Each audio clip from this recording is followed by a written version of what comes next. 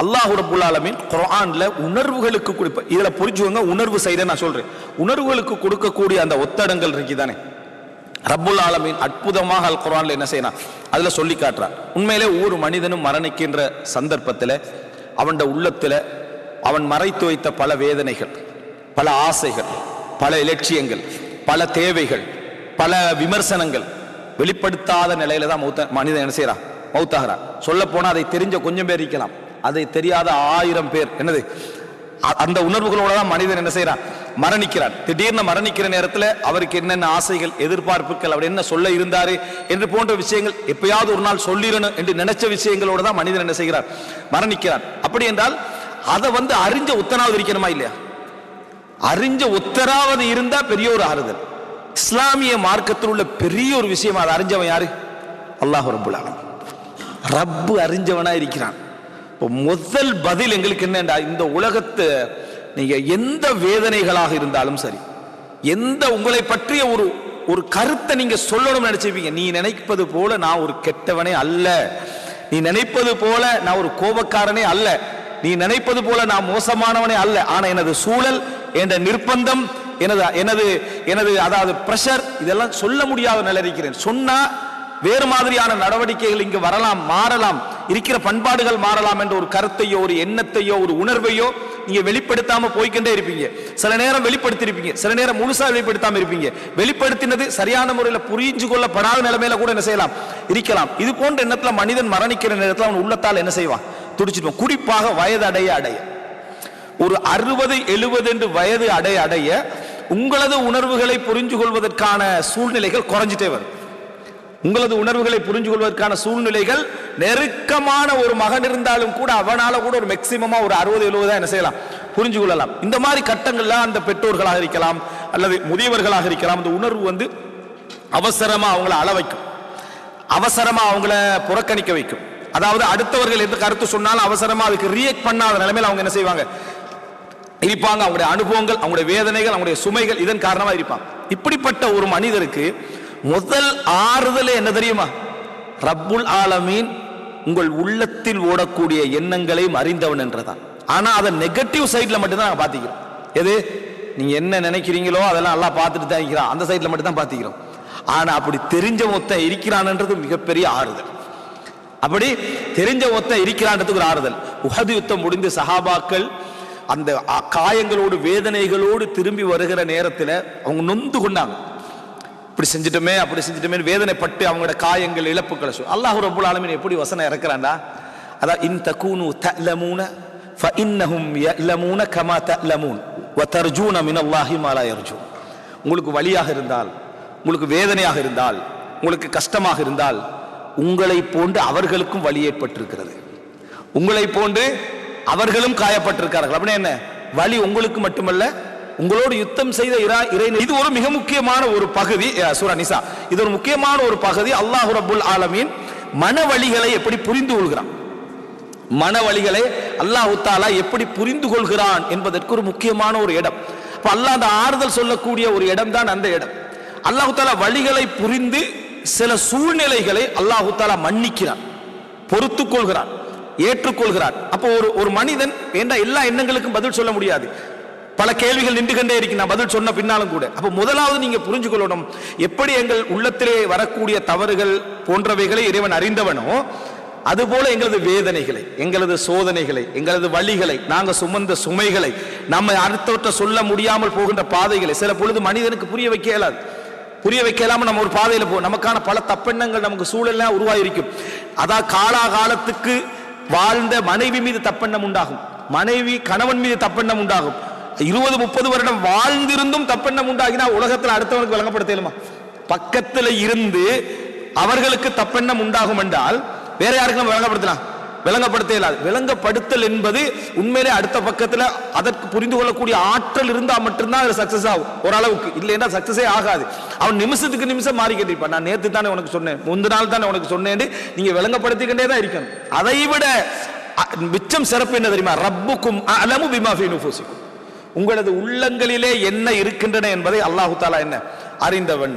அப்படி என்ற அந்த ஒரு பகுதியை நம்ம தெரிஞ்சு கொண்டோம் என்று சொன்னா, இன்னல்லாஹ லா யுதிஉ அஜ்ரல் முஹ்ஸினீன், நீங்க என்றைக்கோ செய்த ஒரு வேதனையான சுஜூது அந்த நன்மையை கூட அல்லாஹ் தஆலா என்ன செய்ய மாட்டான், வீணாக்க மாட்டான். என்றைக்கோ நீங்க மறந்து போன சாதாரண தர்மத்தை கூட அல்லாஹ் தஆலா என்ன செய்ய மாட்டான், வீணாக்க மாட்டான்டா. இந்த உணர்வுகளுக்கு ஒத்தடமை யாரு?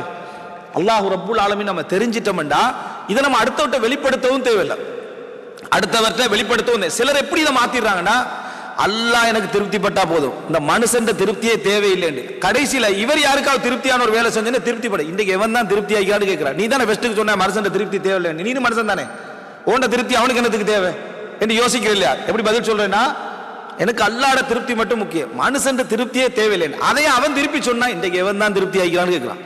அப்ப நீ மனுஷன் மலக்காணி. அப்ப எனவே இந்த வார்த்தை பிள்ளை, மனிதன் திருப்தியும் தேவை, மனிதன் அங்கீகாரமும் தேவை. அவனும் கொஞ்சம் சந்தோஷமா இருந்தா தான் நம்மளும் கொஞ்சம் சந்தோஷமா என்ன செய்வோம். நீங்க அல்லாஹ்வோட திருப்தி எதிர்பார்க்கிறவர் தானே, அதனால உங்களுக்கு ஒண்ணுமே சொல்றது இல்லைன்னு சொன்னா எப்படி ஒருத்தன், நீங்க எப்பயும் அல்லாஹ்வோட திருப்தி எதிர்பார்த்து வாழ்றவர், அதனால உங்களை நான் மதிக்கிறதே இல்லை அப்படின்னு ஒருத்தர் சொன்னார்னா வேதனை வருமா இல்லையா? அப்ப இது பிழையான ஒரு நடைமுறை.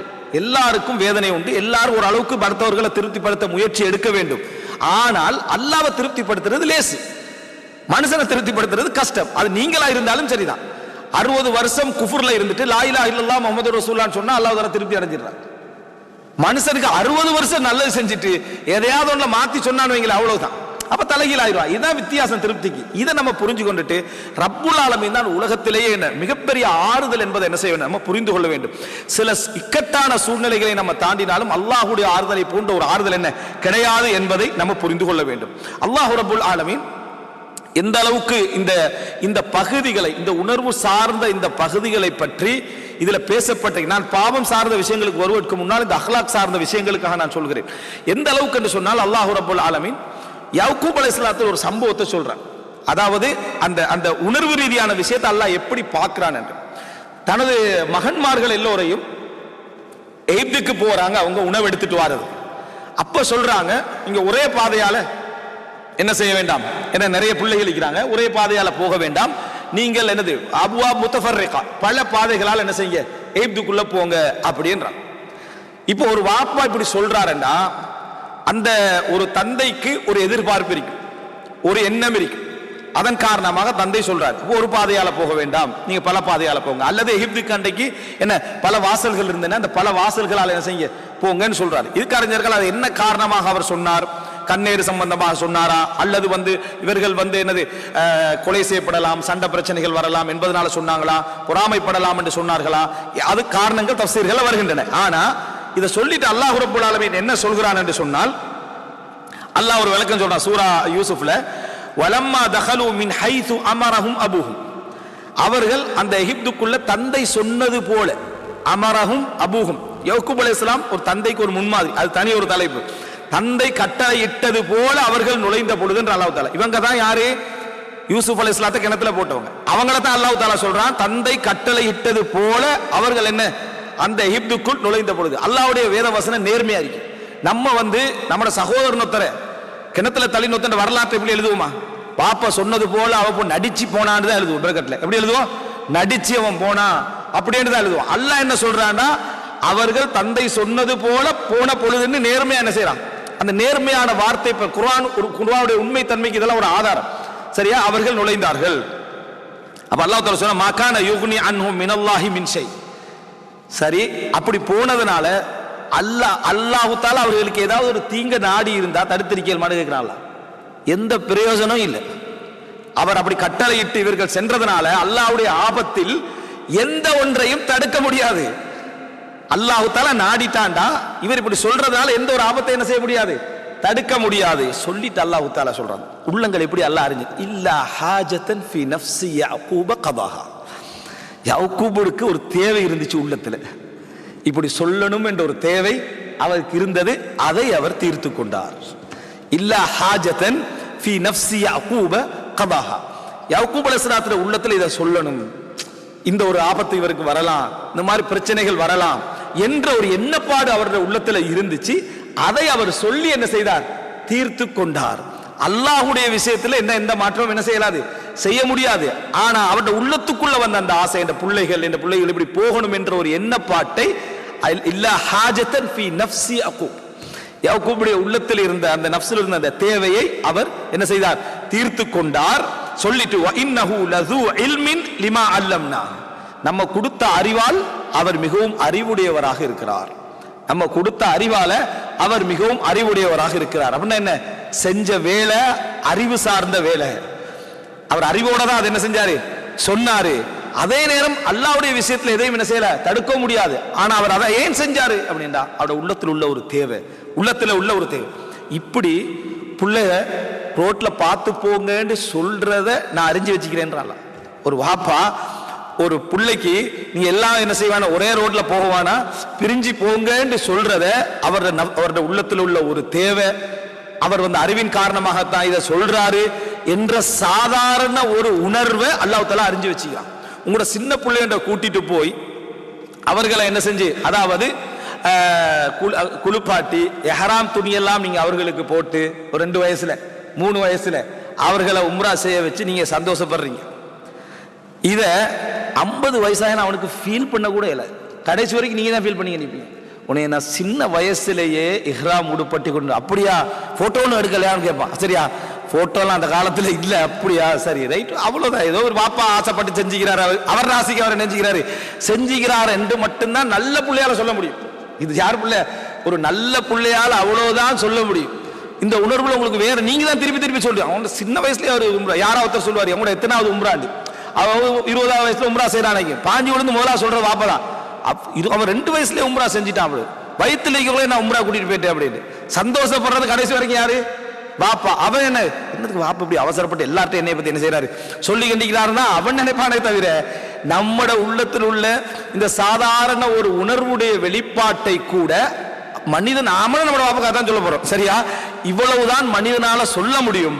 ஆனா அல்லாஹ் தஆலா சொல்றான், அல் குர்ஆன்ல ஒரு வசனத்தை அதை ஒதுக்கி சொல்றான், இல்ல ஹாஜத்தன் ஃபீ நஃப்ஸி யாக்கூப், அந்த தந்தையுடைய மனசுடைய எதிர்பார்ப்பு, அந்த தந்தையின் மனதுடைய எதிர்பார்ப்புன்னு அல்லாஹ் தஆலா சொல்றான். இது எவ்வளவு இந்த மாதிரியான ஒரு எண்ணப்பாட்டை ரப்புல் ஆலமீன் மிகவும் அறிந்தவன் என்ற சிந்தனை நமக்கு நிறைய வரணும், நிறைய அதாவது ஆழ பதியணும், மேலோட்டமா போகக்கூடாது. எந்த ஒரு இடமும் வார டைம்ல இந்த நிமிஷம் நான் இந்த குடும்பத்தில் அல்லது இந்த சமூகத்தில் அல்லது யாருக்கோ நம்ம செய்யக்கூடிய நன்மையோ அல்லது கெடுதிகளோ எதுவாக இருந்தாலும் ரப்பி இப்ப இதை அறிஞ்சவனாக இருக்கிறான். இப்ப நம்ம எண்ணத்துல போகக்கூடியதை அறிஞ்சவனாக இருக்கிறான். இன்னும் நம்ம துவால என்ன சொல்லுவோம்? அதை மட்டுமல்ல, எந்த லெவல்ல போகுதுன்னு நமக்கு தெரியாது. வமா அன்த அலம் பிஹி மின்னி, என்னை விட நீ அறிந்திருக்கிறாய் என்ற உள்ளத்தில் உள்ள விஷயங்கள், என்னுடைய செயல்பாடுகள். அதாவது வமா அன்த அலமு பிஹி மின்னி, என்னை விட நீ அறிந்தவைகள், என்னை பற்றி என்னை விட நீ அறிந்தவைகள். உலகத்திலே இதை மாதிரி ஒரு ஆறுதல் இல்லை. என்னை பத்தி என்னை விட புரிந்து கொள்ளக்கூடிய, என்னை பற்றி என்னை விட தெரிந்து கொள்ளக்கூடிய ஒத்தனை இருக்கிறான் என்பதை விட ஒரு ஆறுதல் ஒன்று இருக்குமா? அவனுக்கு தீங்கும் தெரியும் என்றது ஒரு வேதனையாக இருந்தாலும் அவன் எல்லாவற்றை விட கருணையாளன் என்பது ஆறுதல் தான். அவன் எல்லாவற்றை விட, ரசூல் ஸல்லல்லாஹு அலைஹி வஸல்லம் சொல்றாங்களே, அல்லாஹ்வுடைய ரஹ்மத்தின் விசாலத்தை நீங்கள் அறிந்திருந்தால் நீங்க நன்மையே செய்ய மாட்டீங்க. அல்லாஹ்வுடைய விசாலத்துடைய அளவை, நீங்க ரஹ்மத்துடைய விசாலத்துடைய அளவை அறிஞ்சிட்டீங்கன்னா நீங்க நன்மையே செய்ய மாட்டீர்கள். அல்லாஹ் போதுமானவன் இருந்துருவீங்க. அவ்வளவு விசாலமானவன். அல்லாஹ்வுடைய தண்டனையின் விசாலத்தை நீங்கள் அறிந்திருந்தால் உங்களுக்கு எந்த நன்மையும் பயனளிக்காது. அதையும் சேர்த்து என்ன செஞ்சிருப்பீங்க? நீங்க தெரிந்து கொண்டிருப்பீர்கள் என்று ரசூலுல்லாஹி ஸல்லல்லாஹு அலைஹி வஸல்லம் சொன்னார்.